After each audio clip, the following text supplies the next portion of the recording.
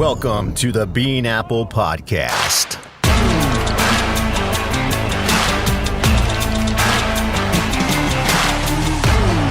All right, welcome to the Giants recap show on the Bean Apple. It's me and Jim again. So we're trying to keep it on, but it's getting harder and harder. So but we're here to recap the Giants game. Kind of go over what it was a pretty epic game. Wasn't as high scoring as the Cowboys usually are, but still it was up there. And for the Giants, they actually scored some points in this one. So some big losses there for the Cowboys with Dak going down with that absolutely gruesome. Oh my God. Watching those replays, that ankle. Yeah. I was hoping his foot was I thought, maybe his shoe came off. No, his foot was still in his shoe. Yeah. That's not good. Compound fracture, just absolutely terrible. Like your toe should not touch the back of your calf. It shouldn't ever do that. It was gruesome. At least they didn't keep showing it like the old Theismann when LT tackled Theismann and broke his shin, and they just kept looking. Do you see it? It's you can see the bone, and they show it. I mean, with Prescott, they showed it. You saw it live. You saw it as I think it was Logan Ryan rolled up on him. His foot got caught underneath, and I thought, oh my God, that didn't look good. And sure enough, he was waving people over immediately and in tears immediately, and you knew it was bad. I mean, the kid's worried about forget about the game. He's worried about his career now, right? I mean, the bone breaks through the skin. That's not supposed to happen, right? Compound fracture. I mean, he did go in for surgery last night, and I guess it's all taken care of now. But now it's a long road, right? Oh yeah, especially for that. And then you still worry about like the same with Alex Smith. Like he had the compound fracture. I think he got staph infection and battling that, trying to keep his leg, and so he's not really out of the woods. He had the surgery to replace and repair what was needed to get him back, but he's still got a long road to recover. You kind of wonder what he's thinking right now. Should I have signed that $170 million contract that I got, or I mean, that's the brutal thing for me. I mean, I think about, I think about Alex Smith. I saw him come in yesterday in Washington, and I think the ankle for me is worse, right? I mean, the ankle is where everything happens. So the shin, what was it? His fibula, I think he broke, Alex. But for me, the ankle, man, and now with all these turf injuries, all the stuff that happened against the 49ers in MetLife, with not using regular grass where there's some give to it, I think the turf and the trays and the different things they have, it's going to be hard. I mean, I'm sure it's going to take him a long time to get his feet under him. It's one thing to walk in a sneaker or a slipper or whatever, but when you got the cleats on and you get caught that one little bit the first time, it's scary. It's scary stuff. Yeah, we're seeing that the more and more state, even MetLife has gone to turf, and why? I guess it's easier to maintain. It's easier to paint and change the colors, and especially because we have to share it with another team that's green. And I understand. It'd be easier to just leave it. Yeah, but it doesn't make sense to me. Blue. Yeah, it's pretty ugly. Doesn't. Yeah. But that was grass then. You can see this is a grass field. If you get rolled up like that, you're just digging out some grass and some dirt, and you've got that a little bit of give. Maybe it's just a high ankle sprain instead of it actually, compounding and popping out of the skin. That's horrific. But so I think the other reason is too. You think about the old time games, right? I don't care if it's Soldier Field, Lambeau, wherever. I mean, it was muddy, it was wet, it was slippery, it was. And that's the old time, and that's why they don't have every Super Bowl's in an indoor stadium, right? Because they want it to be clean and pretty, and everything has to look nice. And you don't want guys full of mud, right? Because that's how it used to be, and to me, that's how it should be, right? I mean, it's the old guys talk about they would go over to the water cooler and they'd scoop up the thing, and it'd be Band-Aids and grass and stuff in there, and they would just it wasn't everybody had the real bottle of Gatorade, right? You just whatever was in there, blood and everything was in there, and the guys drank it, right? And he got back on the field. That was it. different time, but that's when men were men. right. So, right. So the great anyway, generation. everybody's pampered now. Right? Everybody's got to have their own everything. Right? Yeah, can't have practice with pads on and all that good stuff. So, but I mean, so here we go with the Giants, right? So we go into Dallas, and it's okay. What's going to give, right? The Giants have the worst offense. Dallas has the worst defense. Something's got to happen. And hey, both teams score over 30 points, right? So I told you I had Prescott as my quarterback. Prescott's been lighting it up all year. Say they score 37, not all of them with him, but the Giants score 34 points. I mean, so the Giants come out, and we talked about Jason Garrett, and right, is he going to empty out his bag of tricks? Does this guy have any tricks, or is he a one-trick pony? I don't know what his deal is. He couldn't do it in Dallas, but here he comes, and we open up, and we go down 3-0 on the first drive. Dallas gets a field goal. Giants come out, and they do a little trickery, and then they have a sweep to Ingram, toss it to Ingram, and it looks like he's going to get beat behind the line of scrimmage.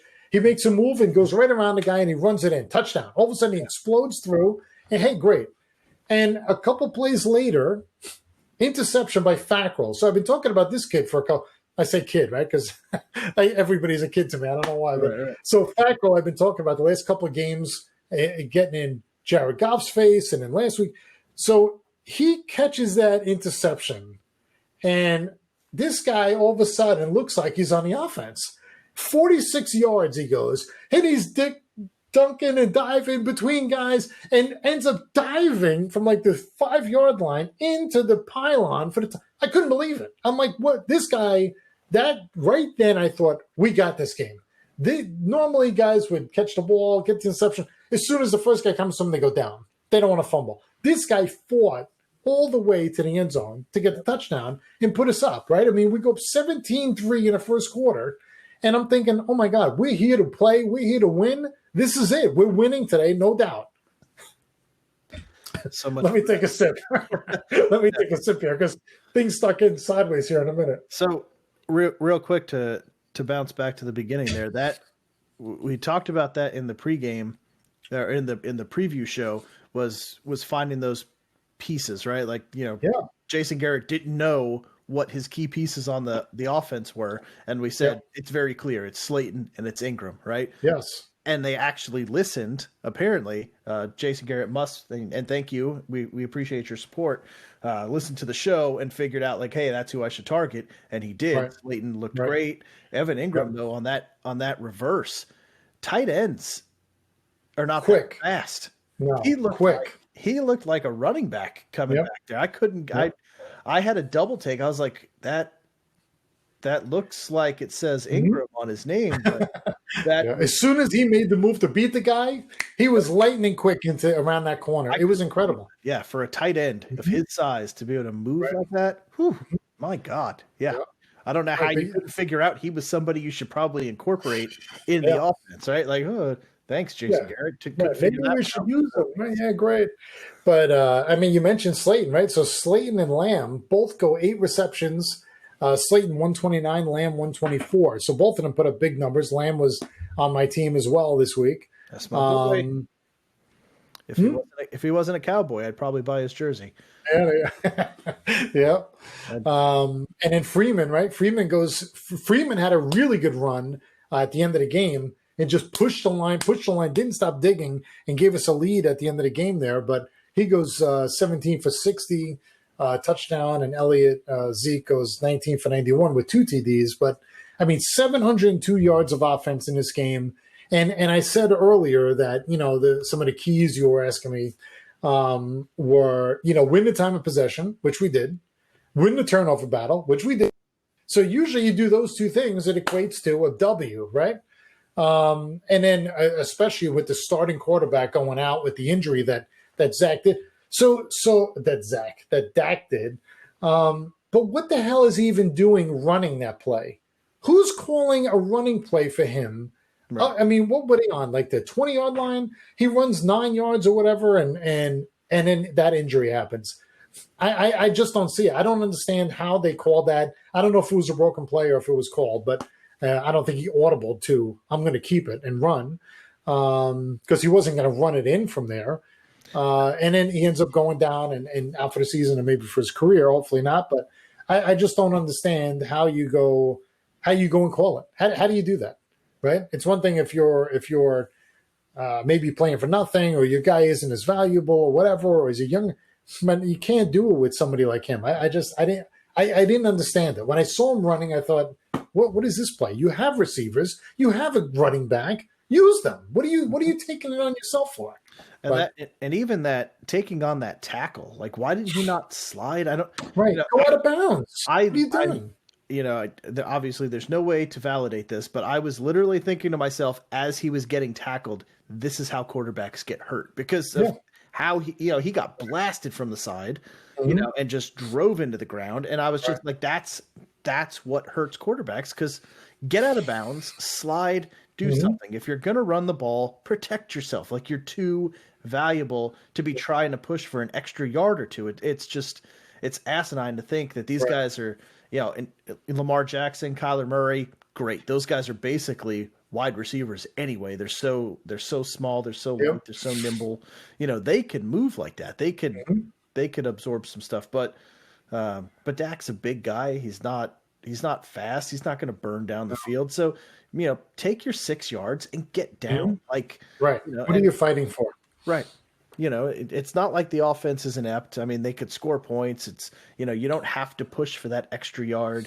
It just stupid. Right. Stupid. I mean, and right. I'm a Giants fan, right? I can't stand Dallas, but I don't like to see a guy put himself at risk and now maybe, ruin his career for something stupid, right? It just, if you're trying to win a Super Bowl and you're down and you're trying to, maybe you're going to take a chance or something. That wasn't this. So right. There was no reason for it. The Giants, the 0-4 Giants are not the Super Bowl. Right. You're trying to beat your old coach that bad that you're going to, I'm sure Garrett didn't like seeing it either, but yeah. I mean, as a Giants fan, you're like, okay, maybe, tweak a hamstring, maybe pull a groin, get out for a game or so we don't have to deal with you. And that's good. Hurt your hand, hurt your throwing hand. That's it. Yeah, slam it off the helmet.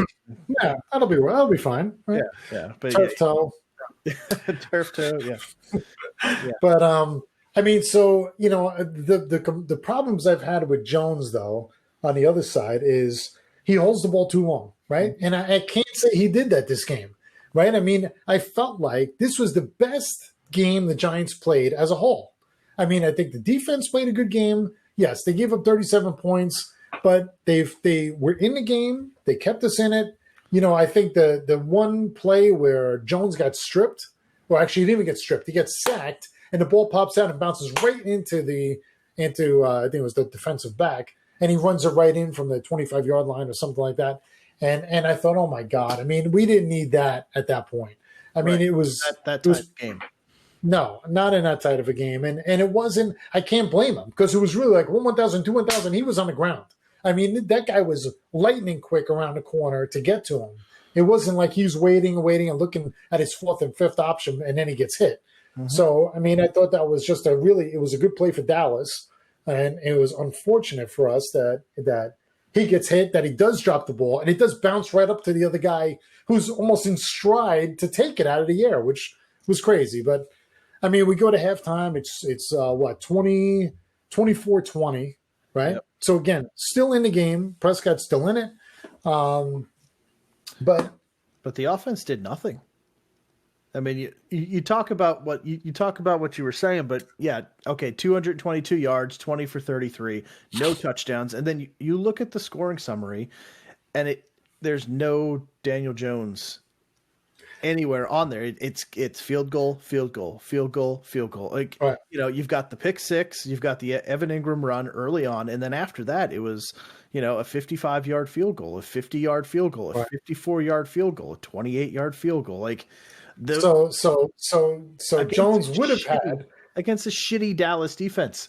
They should have. Jones had a touchdown to Slayton, right? But they called it back on a ticky-tack pass interference on Ratley, which could have gone any other game, right?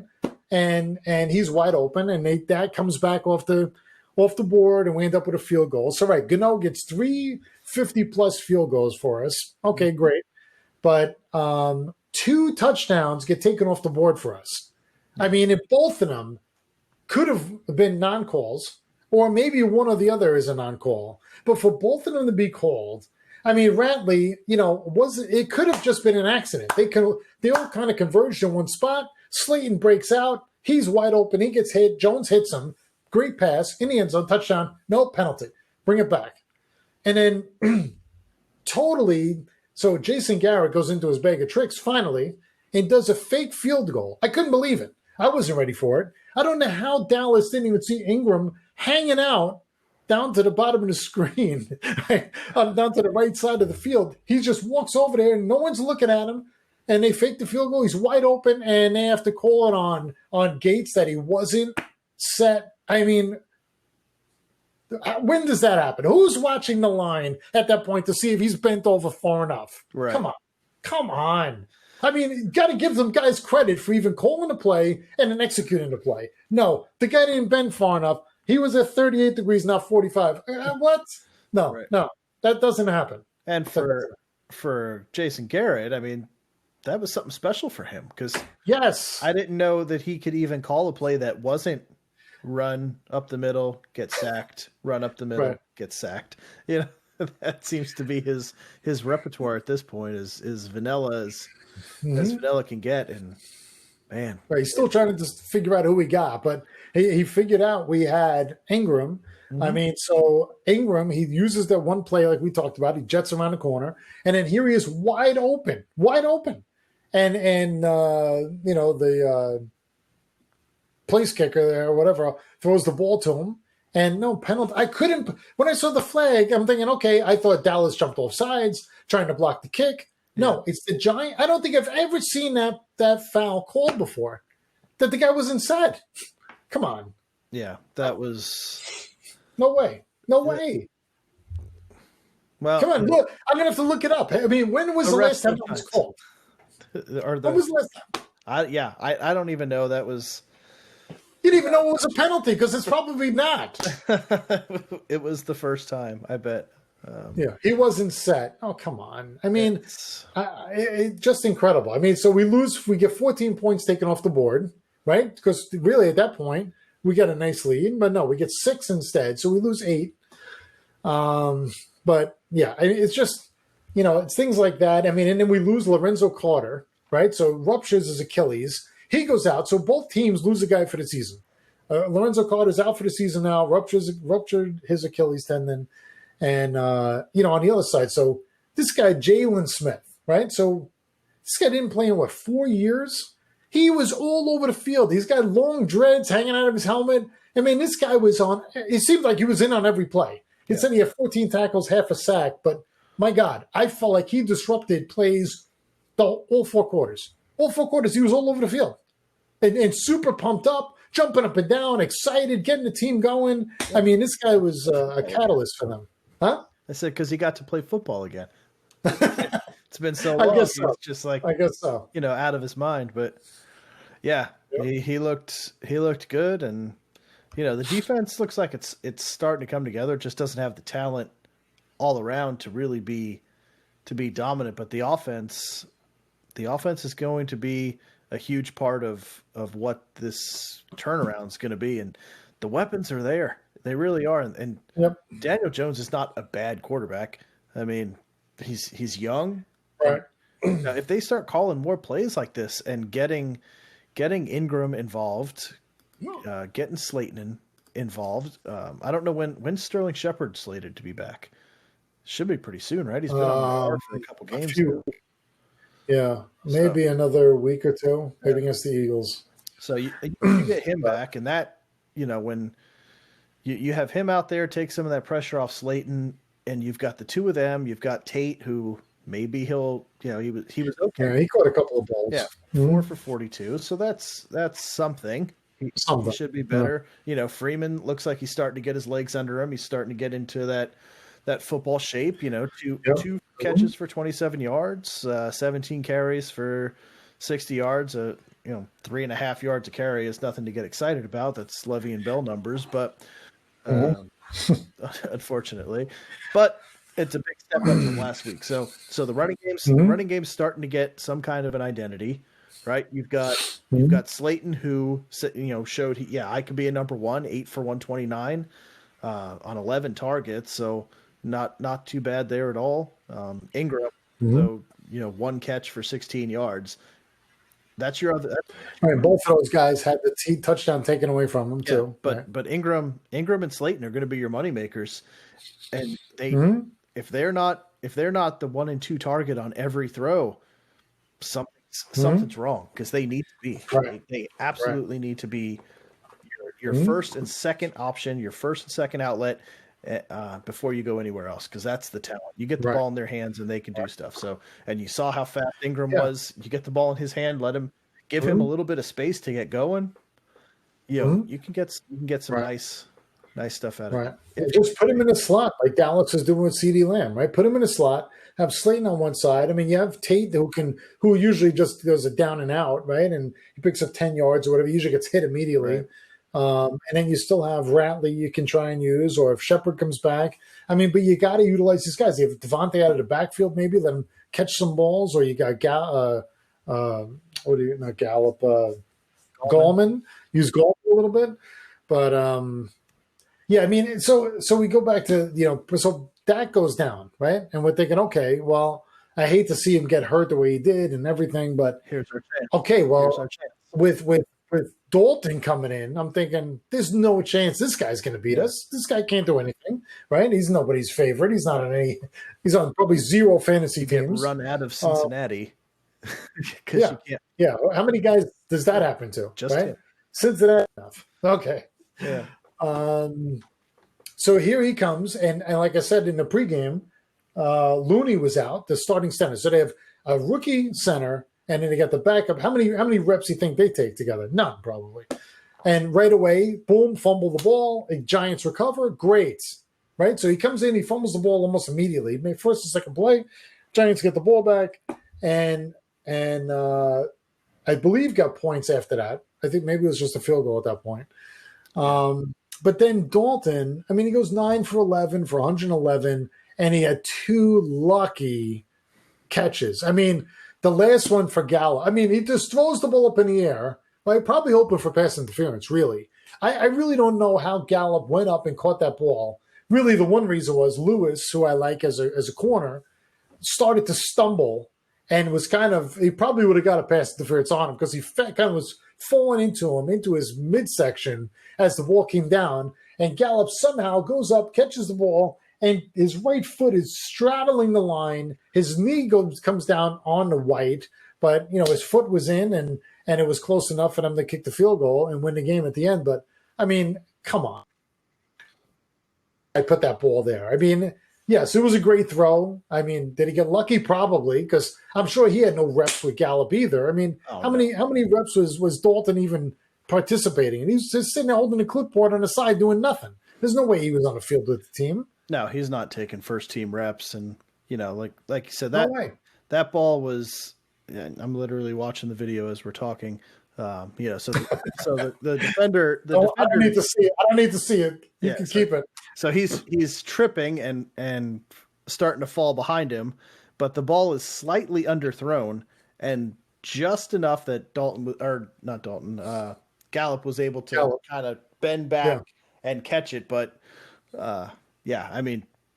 I mean, credit to Gallup, right? I mean, he went up, he made the play. He did his job. That's what he's supposed to do. Right. That's what he's paid to do. Make that catch. Bail your team out. If the cornerback doesn't start stumbling there's a good chance he's still with him, and he knocks that ball down. But he's going down, and right as the ball's coming in. So, but that's the Giants' season. Really, it's unbelievable. Both teams in New York 0-5. I mean, when does this end, right? So we got Washington this week. This is where I've been saying I thought we were going to beat Pittsburgh in game 1. I thought we were going to beat Dallas here. I thought we were going to beat Chicago, and I still think we're going to beat Washington. I mean, Alex Smith is back. We'll see if he's starting this week. I guess he is. But I think the Giants team is better than Washington is. If both of them are playing every game, I think Giants are better. Yeah. I think they line up better on paper.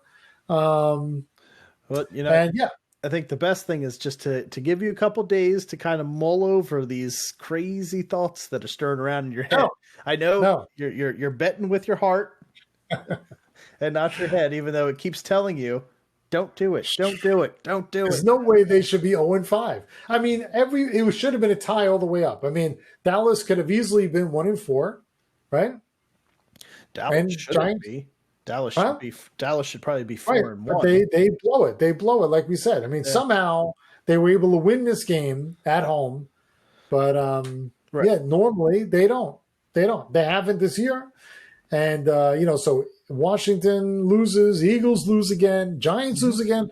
Holy cow! I mean, it's like nobody wants it. Nobody wants to do anything. Yeah. So we got Eagles in 2 weeks, Washington, and then Eagles. Dallas in first at 2-3. Yeah, that's good. Yeah, that's good. It's crazy. But and with Dalton, so Dak's out the rest of the year. Yeah. What you think they're going to win the division? No chance. Right. No chance. It's wide open. It's wide open. Thing is exactly the Giants are only 2 games out of first. At 0-5. They're 0-5. They're 0-5, but they're only 2 games out. You could, if they figure some stuff out, start calling some plays, like generate some movement, some momentum, and like we talked about, Freeman wakes up, he gets that game shape back again. Mm-hmm. You're telling me you can't make a run at it?